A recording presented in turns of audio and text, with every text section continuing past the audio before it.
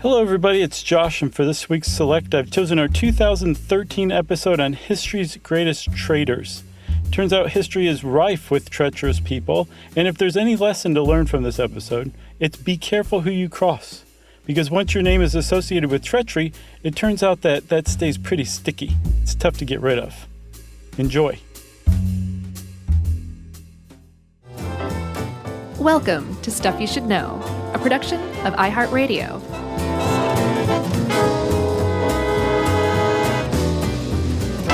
Hey, and welcome to the podcast. I'm Josh Clark. There's Charles W. Chuck Bryant. So Chuck. Yeah. I have a story for you. All right, let's hear it. Come back with me. Wayback Machine? Sure. Okay.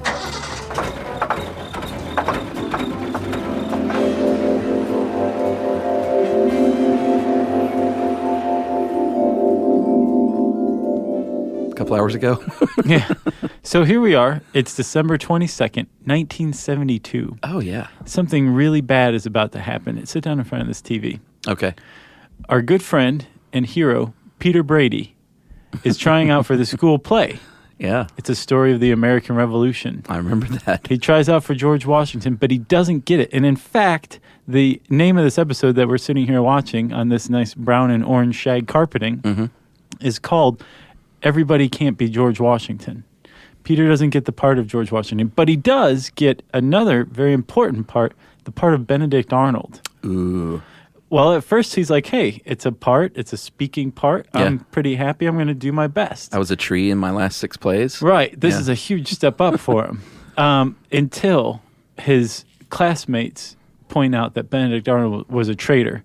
And since Peter's playing a traitor, he must be some sort of traitor too.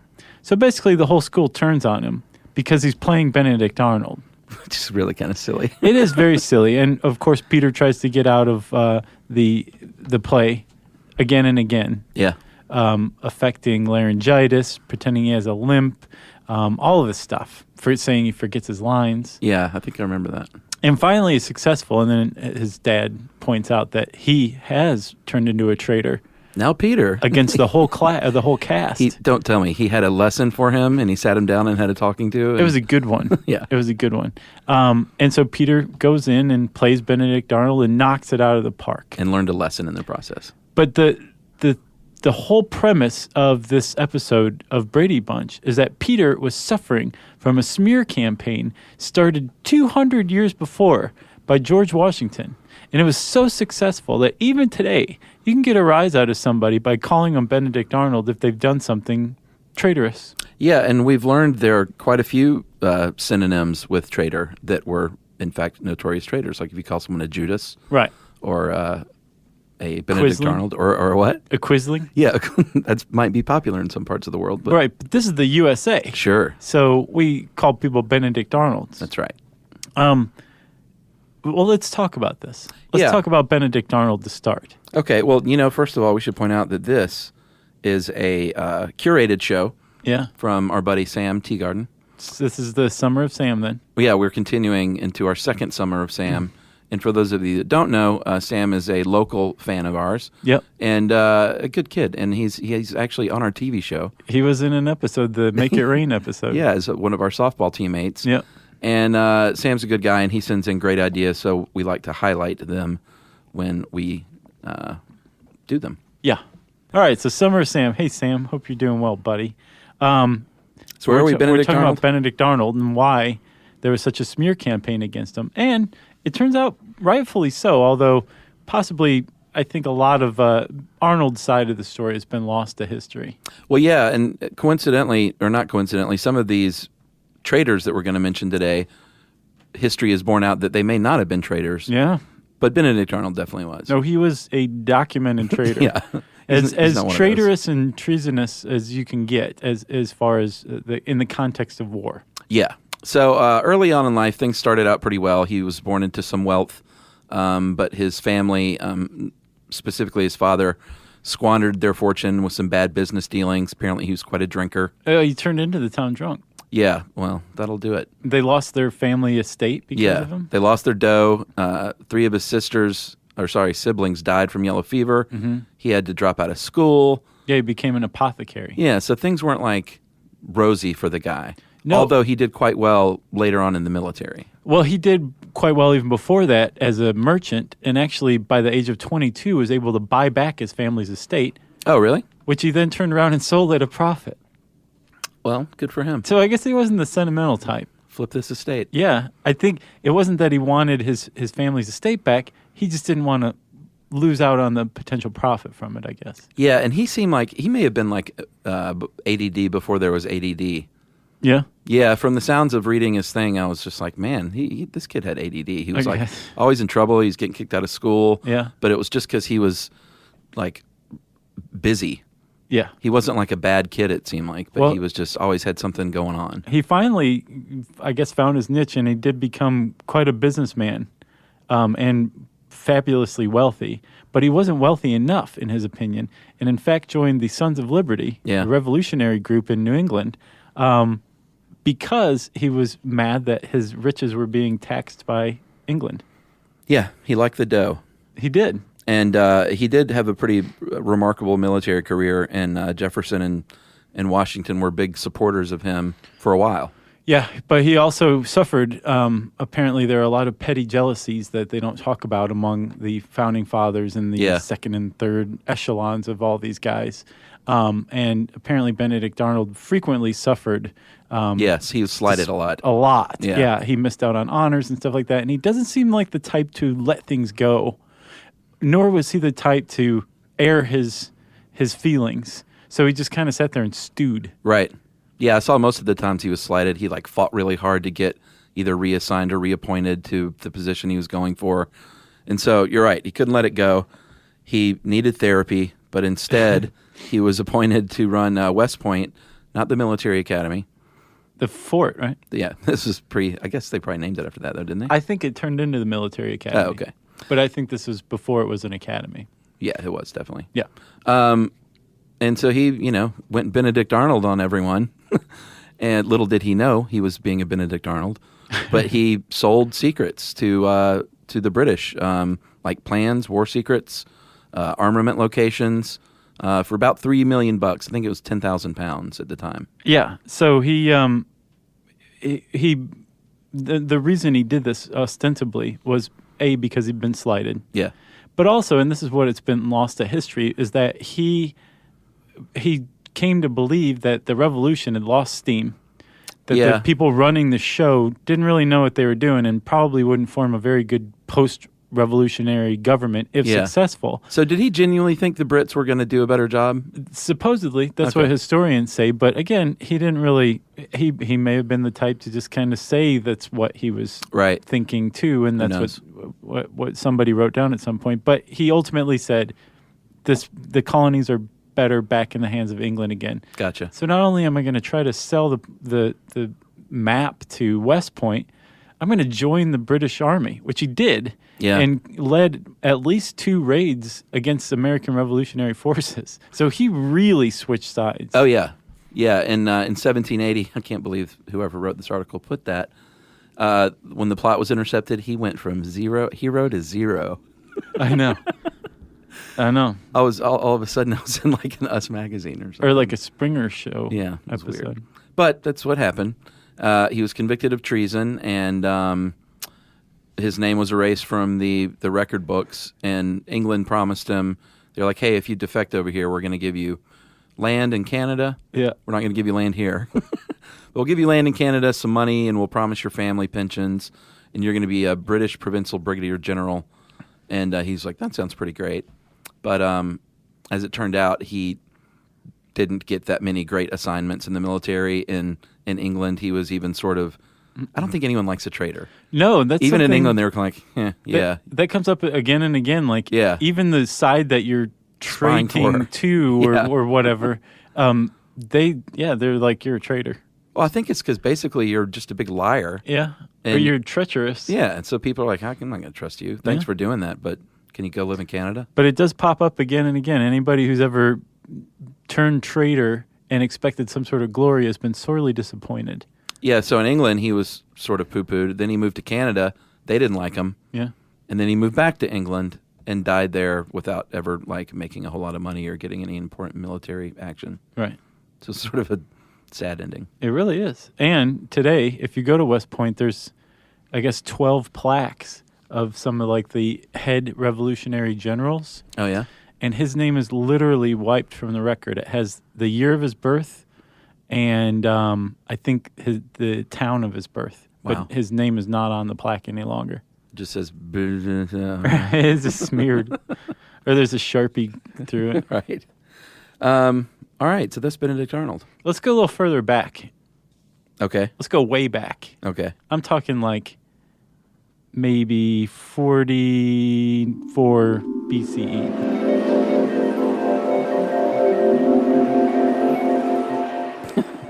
Cassius and Brutus. Yeah. Marcus Junius Brutus the Younger. I'm glad you looked that up. Yeah, I'm sure he had a fuller name. Yeah, Brutus. It's like a whole country of share or something. And here's the thing with these guys. They were definitely traitors as well, but they're also singled out. Clearly, they killed Caesar, we all know, on the Ides of March. Mm-hmm. Which is... Caesar the Senator and DFL. Yeah. Dictator for life, which self-declared. But there were 60 dudes that took part in this. Yeah, and Caesar was self-declared. Caesar fought a civil war, won, and formed a triumvirate with the people that he vanquished. Yeah. So he wasn't entirely dictatorial. Although, as popular opinion started to swell around him, he's like, maybe I will just be leader for life. Let's save all those voting days, and I'll just be leader for the rest of the time I'm alive. And Cassius and Brutus had both fought against Caesar in the Civil War. Yeah. And despite that, Caesar pardoned both of them and gave them positions of power in his new government. And brand new knives. And they said, commemorate the event. Right. And they said, still not enough. Well, Cassius especially. Apparently he was very envious of Caesar and his power. He was the rabble rouser. And that was ultimately his motive, although he used the concept of the Republic of Rome turning into a dictatorship to lead the assassination against Caesar. Yeah, and even cooked up evidence and letters of support to show Brutus, because Brutus was much friendlier with Caesar. They were buds. Right. And but he was swayed by Cassius and said, you know what, this is going to be good for our country or our kingdom or whatever they were calling it at the time, and took part. But they weren't the lead. I mean, maybe they cooked it up, but they weren't the initial aggressors. I thought Brutus was the first one to stab Caesar. No, this dude, Tullius Cimber, came out and pulled down his tunic, first of all. Did he really? Yeah, I guess he said pulled it down, but I don't know what that means. I imagined he was pulling it like a hockey jersey. Either pantsed him or no, a tunic's like a shirt thing. So I thought he pulled it over his head like a hockey player might in a fight. It's like reverse pantsed. He reverse pantsed him. And so, Caesar was like, what is this violence going on? And then another dude, Casca, he came at him with a knife, and Caesar blocked him away and defended himself and was like, basically, what's going on here? And then that's when everyone, sure. 60 guys descended upon him. Wow. Among, Brutus might have been in the lead of that pack, though. Yeah. Okay. Well, and they stabbed the crap out of him. So I thought Brutus was the first one to stab him. I knew that some other guy was the first one to strike him, and it may have been the guy who reverse pantsed him. Tullius Cimber? Yeah, Yumi and I were at Pompeii. We actually walked around Pompeii, and there's a table there, and it belonged to that guy. Oh, really? And I guess somebody in Pompeii bought the table of the first guy to strike Caesar and had it in their villa, and it's still there today. And did you eat at it? No, we stared at it. Oh, okay. We looked at it from 3 meters away. Oh, gotcha. You have to say meters because it's in Italy. That's so obnoxious. And apparently only one of the stabs, he was stabbed 23 times and continued to be stabbed even after he was on the floor dead. Mm-hmm. But only one of them was a fatal blow. He was stabbed, the second stab, I think, went through his heart. And the rest were just, But before insult that, to injury. When Brutus stabbed him, yeah. Caesar very famously said, "Et tu, Brute?" Yeah. Which literally means, "And you, Brutus?" Or, "What the hell, Brutus?" Yeah. You too? And supposedly he kind of gave up at that point, it killed his spirit when he saw Brutus was involved. Yeah. But I don't know Yeah, if that's true. supposedly he didn't want to live in a Brutusless world. in a world where even Brutus Yeah. could assassinate him. So he resigned himself to dying and hence became a hero. It's very sad. It was on my birthday. I thought your birthday was... Is it the 15th? Mm-hmm. Oh. Mine's the 15th too, but not of March. That's right. Also, too, apparently that was the first autopsy report. Oh, really? First postmortem death report was made on Caesar. God, the Greeks, man. If that's true. I've heard Or the that. Romans. Whoops. Whatever. I'm really glad I caught that one. Yeah. A bunch of people just deleted their email. You got anything I do else not want to save it. on these two traitors? No. Yes. Dante had a special hatred for Brutus and Cassius. And in his Inferno, he says that they are being perpetually eaten by two of Lucifer's three mouths. Wow. And the third mouth is reserved for the next guy we'll talk about, a little guy named Judas Iscariot. Oh, really? Yeah. Satan's third mouth? So Lucifer's three mouths are eating Cassius, Brutus, and Judas. Wow. All right, Judas is one of these that recent evidence has emerged where he may not have been such a traitor, but we'll get into that. But then that was refuted as well. Everyone obviously knows the Judas kiss. Very famously, Judas betrayed Jesus. He was one of the disciples. He betrayed Jesus with a kiss. yeah. And it was actually a signal to the guards to come and grab him. I guess he was identifying him. Yeah, apparently the Romans didn't know who this Jesus was, Yeah. at least by sight. And Judas went and said, hey, you guys want this Jesus? What do you give me? And the signal was like, well, you kiss the guy. That's Jesus, and we'll come get him. And we'll give you 30 pieces of silver. 30 pieces of silver. I mean, the West Egg inflation calculator doesn't go back to, that date. But I can imagine it still probably wasn't that much. 30 pieces of silver? I have no idea. Well, apparently it was used later on to buy a field to turn into a potter's field to bury unclaimed dead. Oh, really? But I mean, it's a field. How much? It couldn't have been that much. Like how much was land going for back then in the Middle East? They had tons of land. Okay, so Judas betrays Jesus. He was, we didn't know much about his life at the time, but recently there has been, I think in 2000, a new gospel was revealed, the gospel of Judas, supposedly. My story. My side of things. Yeah. And it was, of course, a papyrus document dating to the 2nd century A.D., and it was written about in a book called The Lost Gospel, and it portrays this Judas as more of a facilitator of what Jesus wanted. Basically, Jesus was like, hey, turn me in because this is my destiny. Yeah. Like, sacrifice yourself, I sacrifice myself. Right. And we all go on to live in heaven and, fulfill our destinies. Yeah, which a lot of people were like, okay, I kind of like this different view of Judas, and it makes Jesus even more prescient than he appears in the Bible. Sure.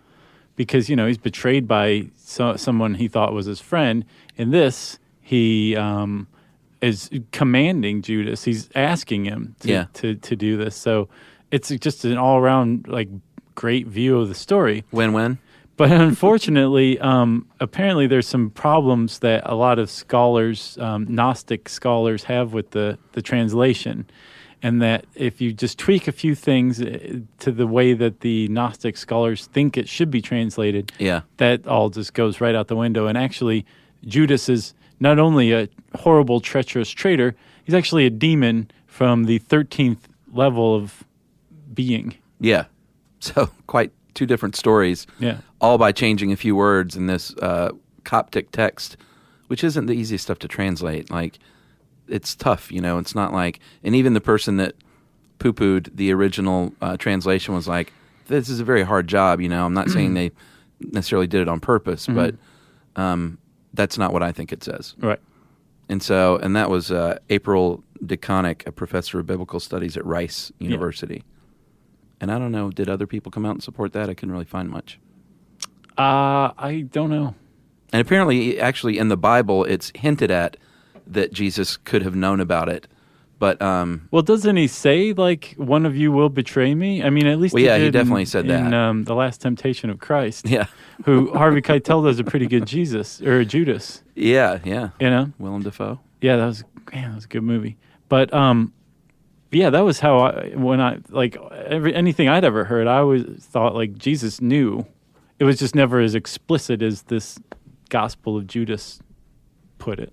Right, and in Gospel of Judas, they even claim that Jesus even asked Judas, like, hey, will you do this for me? Right. Do me a solid. So kiss me, put one right here. Right, so Judas realizes what he's done, feels horribly guilty, tries to give the silver back. The high priests that he's sold Jesus out to won't take the money. And so he throws it on the temple floor. They end up figuring out that it can be used for a potter's field, and they use that 30 pieces of silver for that. And then Judas goes off and hangs himself. Yeah, and I don't think we said Jesus was crucified. I thought that went without saying. Yeah. But in case there's like one person out there who was like, well, what happened to Jesus? Right, whatever became of Jesus. That's what happened. And then Judas supposedly fell headlong, and his body opened up. And there, if you go back and read some scholarly translations, they think that his body opened up means that his body was left hanging for a while. Oh, wow. Out in the heat. And when it finally fell, like a branch broke or whatever, and it fell, it kind of ruptured. Gross. Where'd you find that out? I don't remember, somewhere online. Wow. Yeah, it was, they were talking about how he went headlong. He became headlong. And they were saying, like, if you just switch out, like, a couple of letters, headlong becomes swollen. And then that would explain why his body opened up. Wow. Yeah.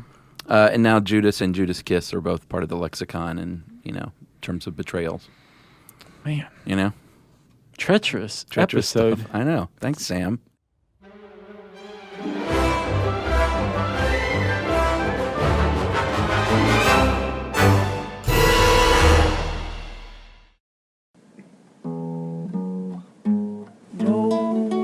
Stuff you should know. Stuff you should know. How about, Chuck, I know you've seen this movie. I love this movie. The Assassination of Jesse James by the coward Robert Ford. Yeah, we've talked about it. God, that is a good movie. Very good movie, written and directed by Andrew Dominic, and has Paul Schneider in it, our buddy Paul Schneider. Yeah. Schneids. Right. He listens. Oh, hey. What's he? He's in it? Yeah, he's one of the gang, and he's a great actor. We've since become like email pals. That's neat. Yeah.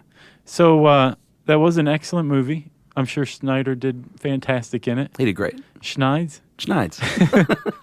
And it seems to me, I don't know a lot about the whole saga of Jesse James, especially his demise. Yeah. But it seemed to be pretty true to everything I've ever heard about it. Yeah, I think the movie was pretty accurate. Yeah. And it was great, like gorgeous to look at, beautifully filmed. Yeah. And not just because Brad Pitt was in it.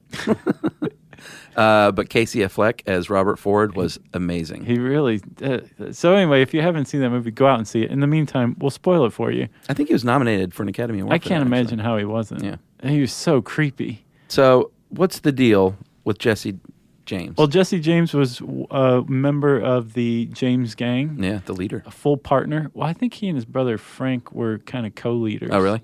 That's the impression I have. Like Frank Stallone? Yeah. And they were very successful at robbing trains, robbing people, robbing banks, robbing everything. Yep. And they became outlaw folk heroes. Everybody loved to hate, but they also still loved. Well, they didn't kill people. No, not until the second to last robbery by Jesse James. Yeah.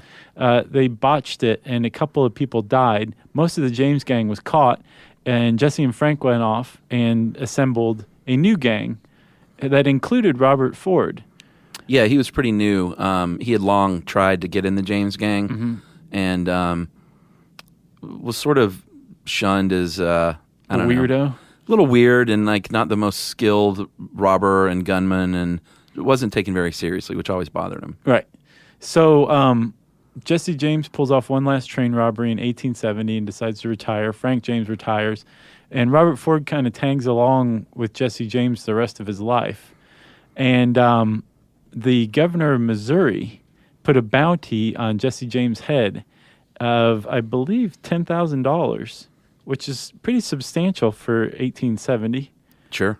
And in 1882, Robert Ford took the governor of Missouri up on this, apparently met with him. Yeah. And not only said, I'm going to do this, I want this reward, I'm going to split it with my brother here. Yeah. But I also want I want immunity from my crimes. Yeah, well, he was supposedly just supposed to capture him. Oh, okay. And did the shooting on his own volition. And there's a woodcutting in this article of Jesse James dropping a feather duster, just like he does in the movie. Oh, yeah, he stands on a chair in his own home to dust a picture, and Robert Ford shoots him in the back of the head. Yeah, and kills him. Just right there, very low-key and anticlimactic. With his wife home and everything. Yeah. And then they leave. And so Robert Ford kind of, I think Benedict Arnold, expected to be considered something of a hero. Yeah. And he was considered a coward. A zero. Oh. Yeah. Yeah, he and his brother were both indicted, found guilty, sentenced to hang, and pardoned in a single day. Wow, that's a heck of a day. Yeah, pretty emotional roller coaster going on there. And they became ostracized socially. Robert Ford just became the butt of many jokes. And then finally, one day he was confronted by a man who sought him out because he wanted to kill Robert Ford to gain his own acclaim. Yeah, Edward O'Kelly brought a shotgun he was a bar owner, I think, at the time. Robert Ford was. And after, by the way, they toured in a touring production. Oh, yeah. Like recreating the murders. Yeah, Sam Rockwell. Yeah. And so Edward O'Kelly goes in the bar with a shotgun, says, "Hello, Bob." He turns around, shoots him in the throat. And he gets his sentence commuted after a petition and is pardoned for killing Robert Ford. Yeah, back then, that's prairie justice. Mob rule definitely had like a ground hold. Yeah. I don't know what that is, but I think I got my point across. Yeah, they were like, he was a coward and you shot him, so that makes you a good guy. Exactly. So that's Robert Ford. You got anything else? Nope. Should we move on to Mata Hari? Yeah, I knew next to nothing about Mata Hari. Yeah, same here. But she turned out to be a pretty fascinating woman. Yeah. Possibly not a traitor at all. Yeah. Actually, probably not a traitor at all. Yeah. Let's talk about her. Well, she was a very sexual being. She was very close to her father, apparently, who doted on her. Mm-hmm. And she has been described as sex as being her driving force, and she was said to have an insatiable longing for male attention her entire life. And for the time period, early 1900s, she really, really slept around. Yeah, and she didn't just like the sex with the men.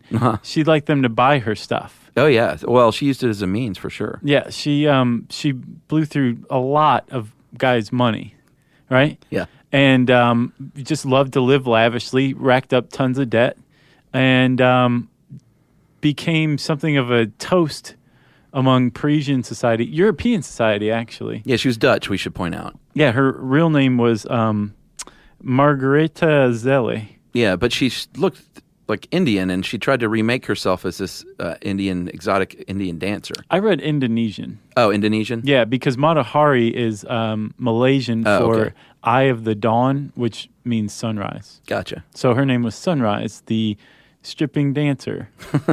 Well, and she didn't just dance. Like, this was at a time when the Moulin Rouge was like, they were like pulling their skirts up a little bit and showing some ankle and some knickers. Mm-hmm. And she was like taking it to, another level. Well, apparently on stage. In people's living rooms. Private dances, like traveling dancing, like really erotic and exotic stuff for the time. So from what I understand, she was also a sometime prostitute when things were really bad. Sure. And then but ultimately she just kind of went through a succession of lovers around Europe. And at one point she found herself in, guess, in Amsterdam. Oh. And was approached by a German officer and said, "Hey, we want you to spy for us. Here's 20,000 francs and some invisible ink. And, you're now a German spy. Right. And she's like, whatever, mine heir. Right. Thanks for the money, sucker, and threw away the invisible ink, supposedly, Yeah. and never spied for Germany. But she still had a code name, H21. And as far as Germany was concerned, she was a spy for them, even though she didn't take it seriously, apparently, and never carried out any spying activities. Right. So she had a reputation as a German spy. Yeah, without actually spying yet. Right. And she was, as this one writer puts it, she was traveling alone. Mm-hmm. She was wealthy.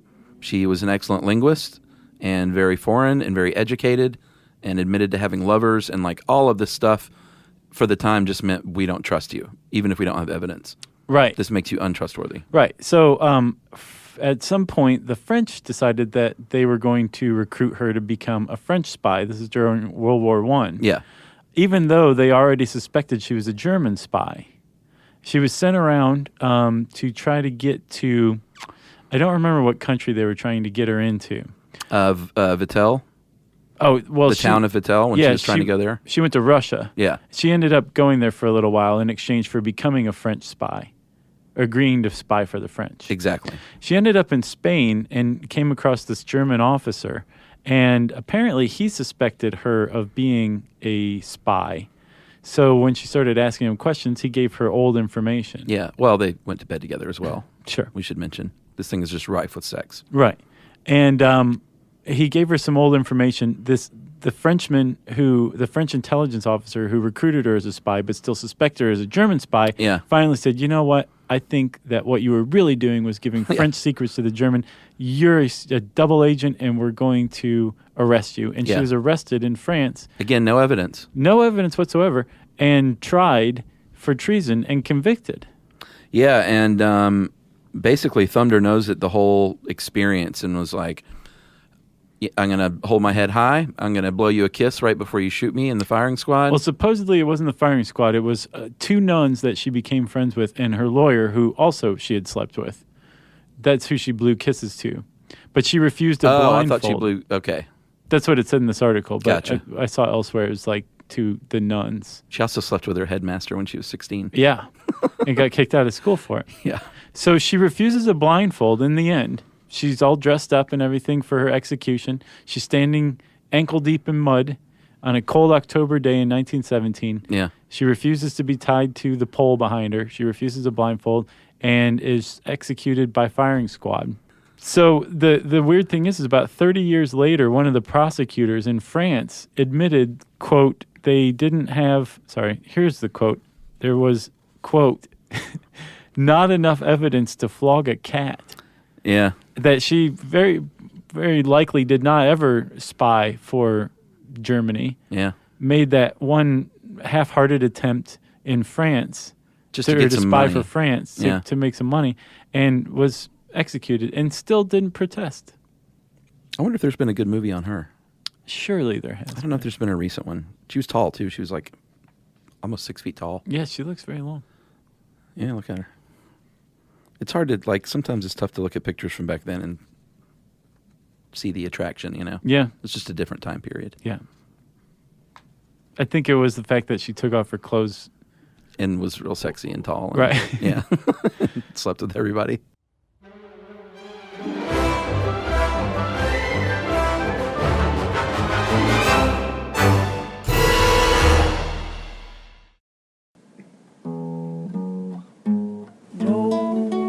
Stuff you should know. Stuff you should know.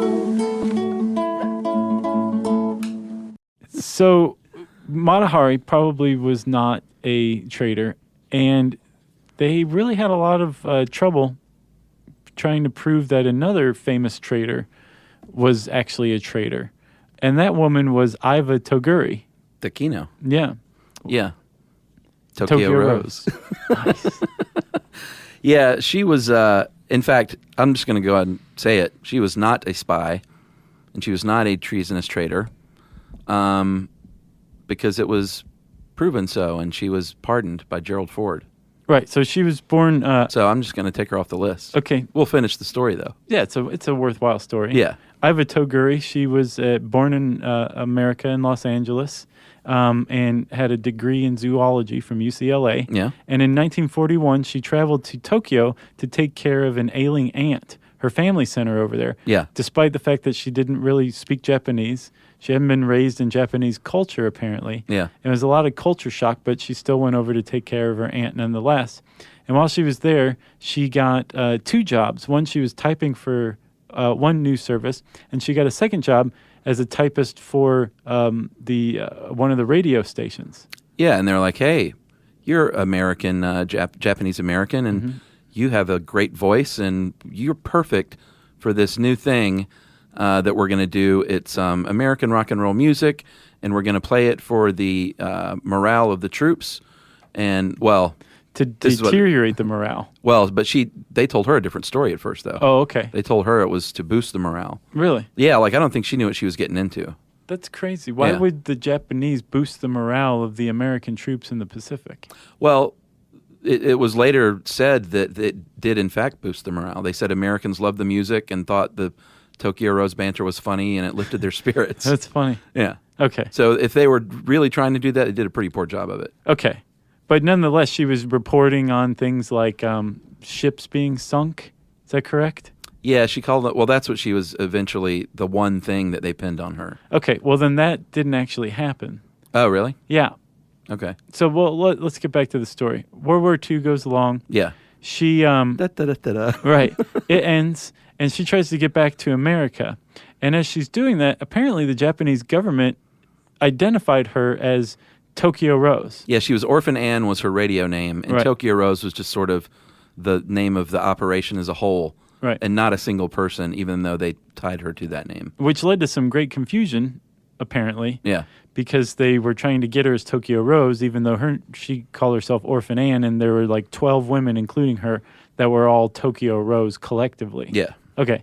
So the Japanese government says, that's Tokyo Rose.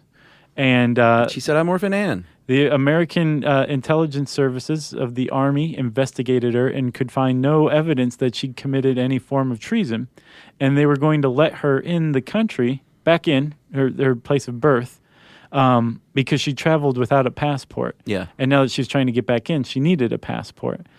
Apparently, a lot of veterans groups are like, you can't let Tokyo Rose into the U.S. Yeah, it was this one guy kind of started the charge and was successful. The reporter, Harry Yeah. Bundridge. Yeah. Yeah. Well, apparently, he got a couple of Japanese guys to commit perjury and present false evidence against Tokyo Rose. Yeah, the 2 most damaging witnesses actually, like, just completely lied. Right. The FBI put them up to it, coached them, Yeah. and said, you're going to get tried for treason if you don't do this. So she ended up being tried and convicted for treason and sentenced to 10 years. And she got out in 1956, and they tried to deport her. Yeah. And she successfully battled deportation and moved to Chicago.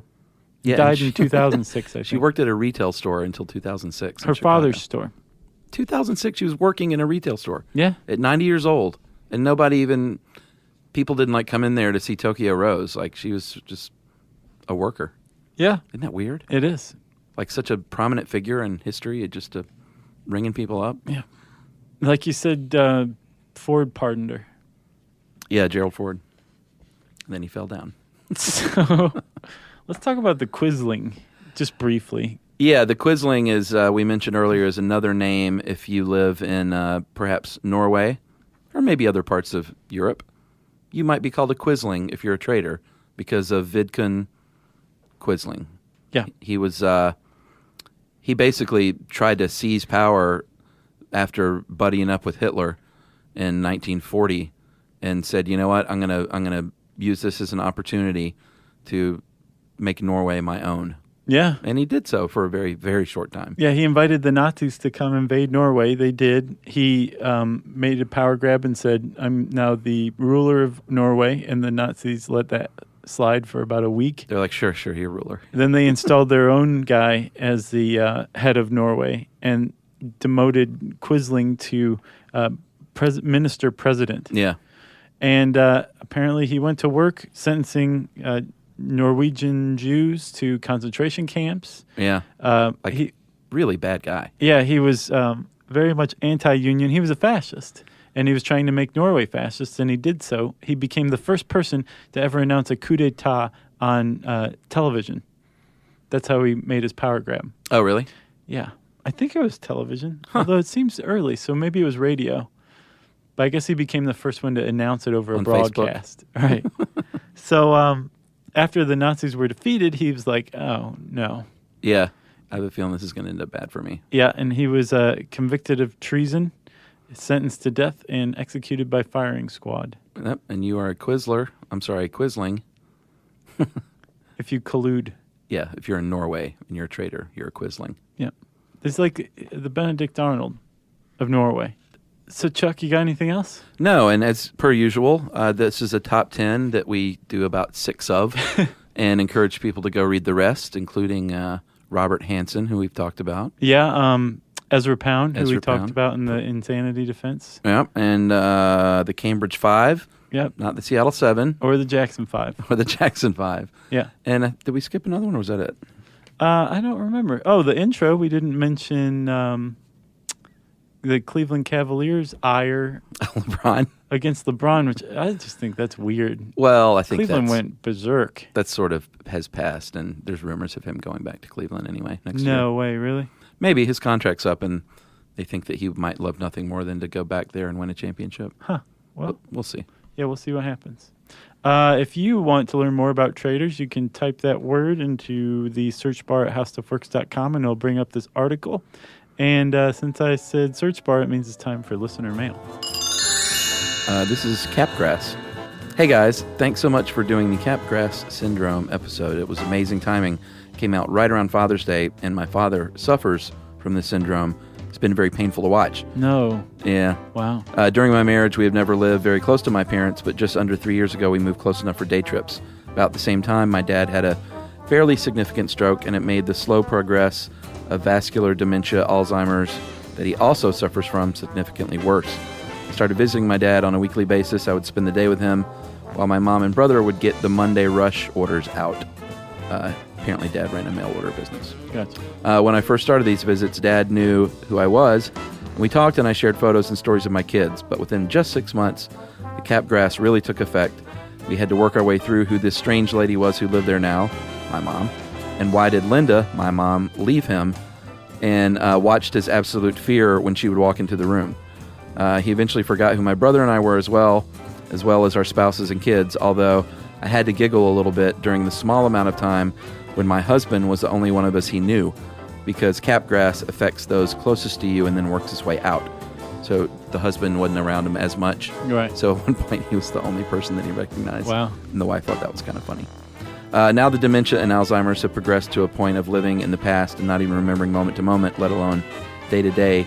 He still doesn't know why his family has abandoned him, even though we're all around him all the time. Man, that's tough. I know. He lives a very fear-filled and lonely life among strangers. I liken it to living in a nightmare every moment of the day. And it sounds really sad, but she was fairly upbeat in the email, like that we corresponded with, just to like people are up there crying and stuff. Thanks for doing the podcast. When I talk about how Dad is doing, it's tough to explain what he's going through, and now I can just send people to the podcast to learn more about it. Nice. So it's really helped. Yeah, that's cool. That is Jill Overturf in Republic, Missouri. Well, thanks a lot, Jill. We appreciate you sharing that. Yeah, and I hope things improve for your father. Yeah, for sure. If you have a story about something we've talked about, Ever. we want to hear it, especially if we've helped you explain it to other people. We like that kind of thing. You can tweet to us at SYSK Podcast. You can join us on Facebook.com/StuffYouShouldKnow. And you can send us an email to StuffPodcast@iHeartRadio.com. Stuff You Should Know is a production of iHeartRadio. For more podcasts from iHeartRadio, visit the iHeartRadio app, Apple Podcasts, or wherever you listen to your favorite shows.